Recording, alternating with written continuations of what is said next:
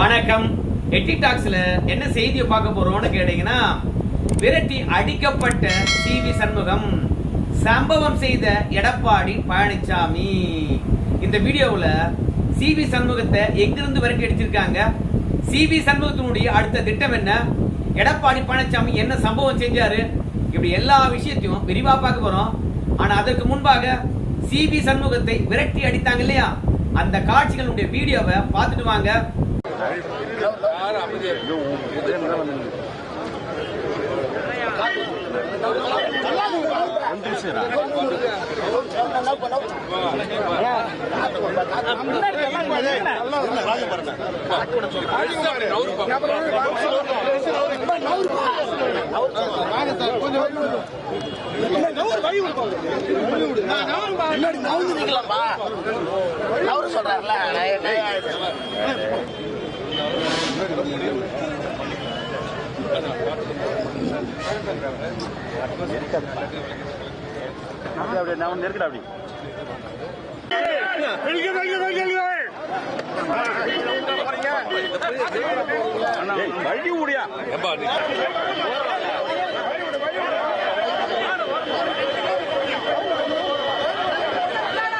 CV Shanmugam விழுப்புரத்துல என்ன ஆட்டம் போட்டான். அதிமுக இருக்கிற வரைக்கும் தான் அவனுடைய ஆட்டம் எல்லாம். அதிமுக துரோகம் பண்ணிட்டு தமிழக வெற்றி கழகத்துக்கு போனா மீண்டும் அதிமுக உண்மையான தொண்டர்கள் அலுவலகத்துக்குள்ள விடுவாங்களா? ஏன்னா 2 நாளா அதிமுகவுல எடப்பாடி பழனிசாமியால் நியமிக்கப்பட்ட மாவட்ட செயலாளர் வந்து அலுவலகத்துல கட்சி பணி ஆற்றினார். இப்பதான் தமிழக வெற்றி கழகத்துக்கு சிவி சண்முகம் அவர்கள் ஆதரவு தெரிவித்திருக்காரு இல்லையா, அதனால காவல்துறை நமக்கு பாதுகாப்பா இருக்கும். விழுப்புரத்தில் இருக்கக்கூடிய அதிமுகவுடைய தலைமை அலுவலகத்தை கைப்பற்றி விடலாம் என்று வந்தாரு. வந்தா உண்மையான விசுவாசிகள் இருக்காங்கல்ல, உள்ள விடுவாங்களா? சும்மா கேட்டை போட்டாங்க. காவல்துறையை பொறுத்த வரைக்கும் எப்படியாவது சிவி சண்முகத்தை உள்ள அனுப்பணும்னு பார்த்தாங்க. காவல்துறையும் மீறி அதிமுக உண்மை தொண்டர்கள் எதிர்ப்பு தெரிவித்தார்கள். கடைசியில காவல்துறையை பொறுத்த வரைக்கும் 2 பேருக்கும் வேணாப்பா, கூட்டிட்டு போயிடுறோம்பா அப்படின்னு சொல்லிவிட்டு அந்த விழுப்புரம் அதிமுகவுடைய தலைமை அலுவலகத்தை பூட்டிட்டாங்க. இது வழக்கமா பண்ற ஒண்ணுதான். திரௌபதி அம்மன் கோயில்ல வந்து தலித்துகள் வழிபடணும் அப்படின்னு கேட்டாங்க. தலித்துகள் வழிபடுறதுக்கு அனுமதி இல்லை அப்படின்னு ஒரு பிரிவினர். உடனடியாக 2 பேரையும் உட்கார வச்சு பேச்சுவார்த்தை நடத்தி பிரச்சனையை தீர்த்துக்கணும். ஆனா நம்முடைய பொன்முடி என்ன பண்ணாரு, ஏன்பா கோயிலுக்குள்ள போறது விட மாட்டீங்களா, அப்போ கோயிலே பூட்டிடுறேன் அப்படின்னு சொல்லிட்டு திரௌபதி அம்மன் கோயிலை இன்னும் பூட்டி வச்சிருக்காங்க. அந்த மாதிரிதான் இந்த காவல்துறையும். இந்த கட்சி அலுவலகம் யாருக்கு சொந்தம்? அதிமுக உண்மை விசுவாசிகளுக்கு சொந்தம். சிவி சண்முகத்துக்கு சொந்தமா? தமிழக வெற்றி கழகத்துக்கு ஆதரவு தெரிவித்து விட்டு வீடு முழுவதும் விஜய புகழ்பாடுகின்ற பேனர் வச்சுட்டு இவர் அதிமுக அலுவலகத்துக்கு வருவாராம். இங்க இருக்கிற அதிமுக தொண்டர் எல்லாம் இழிச்ச வாயினா பாடா சண்முகம் மீண்டும் அதிமுக குழப்பத்தை ஏற்படுத்தலாம் சொல்லுவாங்களா? அதனால உண்மையா நடுநிலையா செயல்படுகின்ற காவல்துறையா இருந்தா என்ன பண்ணிருக்கோம்?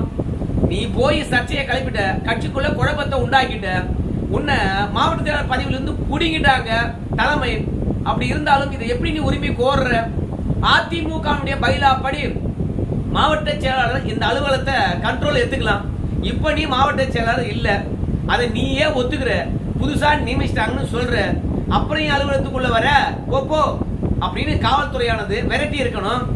ஆனா சிவி சண்முகத்தை காவல்துறை விரட்டினா ஜோசப் விஜய்க்கு தந்த ஆதரவை சிவி சண்முகம் அவர்கள் மறுபரிசீலனை செய்வார். அதனால என்ன சொல்றதுன்னு தெரியாம அலுவலகத்தை பூட்டிட்டாங்க. உண்மையான விசுவாசிகளுக்கும் எடப்பாடி பழனிசாமியால் நியமிக்கப்பட்ட மாவட்ட செயலாளர்களுக்கும் அந்த அலுவலகம் கிடைக்கல. ஆனால் என் அதிகாரத்தை பாக்குறியா அப்படின்னு வீம்புக்கு வந்த சிவி சண்முகம் கடைசியில என்ன சொல்லிட்டு போனா தெரியுமா, இங்க நம்மள உள்ள விட மாட்டாங்க, நம்மள விரட்டி அடிக்கிறாங்க, சட்டப்படி இதை எதிர்கொள்வோம், இப்ப கிளம்பி செல்லுங்க அப்படின்னு அவங்க ஆதரவாளர்கிட்ட சொல்லிட்டு அவரு கிளம்பி போயிட்டாரு. எப்போதுமே சொன்ன பணம் கூட வர மாதிரி தெரியும், ஆனா கடைசியில கழுத்து அறுத்துரும். அந்த மாதிரிதான் பணமும் பதவியும் தமிழகாவில வரும்பொழுது அதிமுக எதுக்கு நீ ஒட்டிட்டு இருக்கிற, என்ன சொல்ல வர? அதிமுக தலைமை அலுவலகத்தை தமிழக வெற்றி கழகத்துடைய அலுவலகம் மாத்த போறியா? அங்கிருந்த தொண்டரெல்லாம் சிவி சண்முகத்துக்கிட்ட கேள்வி எழுப்பினாங்க. சிவி சண்முகத்துக்கு என்ன பதில் சொல்றது தெரியாம தலை தெறிக்க ஓடினார். சிவி சண்முகம் எதற்காக அலுவலகத்துக்கு வந்தார்னு இன்னொரு விஷயத்தை சொல்றேன். சி.வி. சண்முகத்தை பொறுத்த வரைக்கும் கட்சியில ஒரு குழப்பத்தை ஏற்படுத்த வேண்டும் என்று மீண்டும் முயற்சிக்கின்றார். எப்படி அவசர ஒரு பொதுக்குழுவை கூட்டணும்னு நினைக்கிறார். அதுக்கு இவருடைய ஆதரவாளர்கள் தமிழ்நாடு முழுவதும் இருப்பாங்க இல்லையா, சி.வி. சண்முகத்துக்கு ஆதரவாளர்கள், சி. விஜயபாஸ்கருக்கு ஆதரவாளர்கள், எஸ்.பி. வேலுமணிக்கு ஆதரவாளர்கள், தங்கமணிக்கு ஆதரவாளர்கள், அவங்க எல்லாம் சி.வி. சண்முகம் ஒரு அஜெண்டா கொடுத்துருக்காரு. நாம அவசர பொதுக்குழுவை கூட்டணும் அப்படின்னா பொதுக்குழு உறுப்பினர் செயற்குழு உறுப்பினர் கிட்ட கையெழுத்து வாங்குங்க. இப்ப உடனடியாக தேர்தல் தோல்வி பற்றி ஆராய்வதற்கும், தேர்தல் தோல்விக்கு யார் பொறுப்பேற்பது என்பதை பற்றியும், பொறுப்பேற்று யார் பதவி விலக வேண்டும் என்பதை பற்றியும் முடிவு செய்யணும். அதனால அவசர பொதுக்குழுவை கூட்ட போறோம். அதனால பொதுக்குழு உறுப்பினர்களும் செயற்குழு உறுப்பினர்களும் கடிதத்துல கையெழுத்து போடுங்க, செயற்குழு பொதுக்குழுவுக்கு நாங்க வரோம் என்று சொல்லிட்டு போலியான கையெழுத்த பொதுச் செயலாளருடைய அனுமதி இல்லாம இவங்க ஆதரவாளர்கள் மூலமாக செயற்குழு மற்றும் பொதுக்குழு உறுப்பினர்கிட்ட கையெழுத்து வாங்குறாங்க. அந்த வேலையை கட்சி ஆபீஸ்ல இருந்து செய்யலான்னு வந்தாரு. ஆனா தொண்டர்கள் விரட்டி அடிச்சிட்டாங்க. எடப்பாடி பழனிசாமி சும்மா இல்லைங்க, அவசர பொதுக்குழுவை கூட்டுறாங்க அப்படின்னு தெரிஞ்சுக்கிட்டு தான் எடப்பாடி ஆளுநரை போய் சந்திக்க போறாரு. ஏன் ஆளுநரை சந்திக்க போறாரு? இந்த ஆட்சி தான் குதிரை பேர ஆட்சி. அதனால குதிரை பேரம் நடந்ததுக்கான ஆதாரம் எடப்பாடி பழனிசாமி கிட்ட கிடைச்சிருக்கு. 25 எம்எல்ஏக்கள் ரெட்டலையில ஜெயிச்சவங்க எதற்காக தமிழக வெற்றி கழகத்துக்கு போய் ஆதரவு தெரிவிக்கின்றார்கள்? கட்சியினுடைய பொதுச்செயலாளர் இருக்கக்கூடிய என் அனுமதி இல்லாம அவங்க ஏன் அங்க போய் ஓடிட்டு இருக்காங்க? அப்ப அந்த 25 பேருக்கும் என்ன வாக்குறுதி அளிக்கப்பட்டது? எவ்வளவு பணம் கை மாறியது? இது எடப்பாடி பழனிசாமி மட்டும் வைக்கின்ற குற்றச்சாட்டு கிடையாது. சமூக வலைதளத்தில் இருக்கக்கூடிய ஒவ்வொருத்தரும் குற்றச்சாட்டு வைக்கிறாங்க.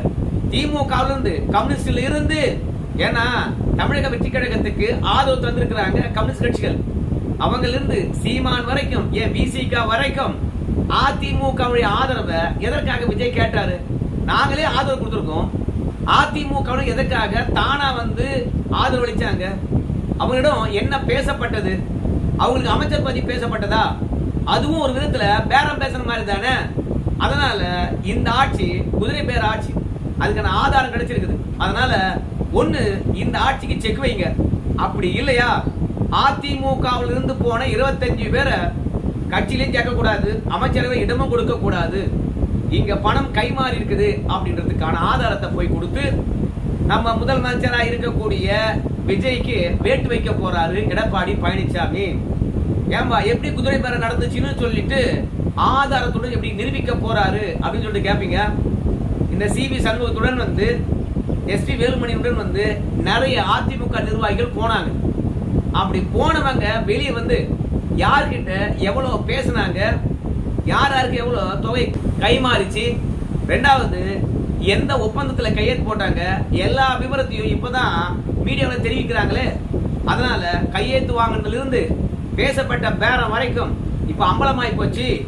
இன்னைக்கு ஐ விட்னஸே இருக்கிறதுனால நேரடியாக ஆளுநர் கிட்ட கொண்டு போய் இந்த பாருங்க, இவங்கெல்லாம் அந்த குதிரை பேரம் நடக்கின்ற போது கூட இருந்தவங்க தான், சாட்சிக்காக இவங்க வருவாங்க அப்படின்னு ஐ விட்னஸே கூட்டுமை காட்ட போறான்னு நினைக்கிறேன். அதனால சிஎம் விஜய் அவர்களுக்கும் சிக்கல். இங்கிருந்து போச்சு பாருங்க போலி ஒரு 25 அதுங்களுக்கும் ஆப்பு.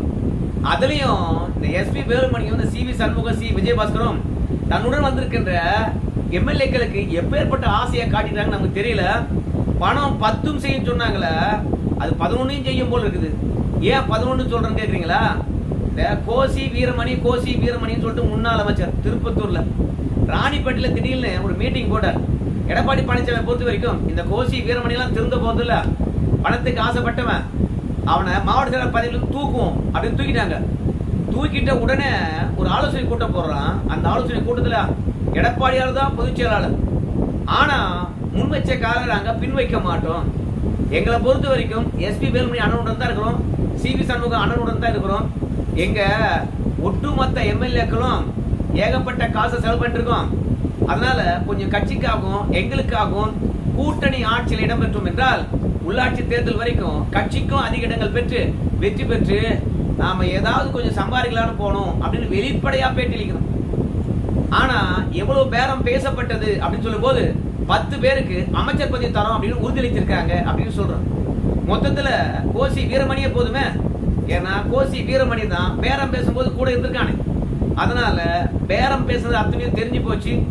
அதாவது பேரங்கள் பணம்னு இல்லாம பதவி, அது மட்டும் இல்ல வாரியங்கள், இப்படி ஏகப்பட்ட விஷயங்கள் பரிமாறப்பட்டது, பேசப்பட்டது, கையெழுத்து வாங்கியிருக்காங்க.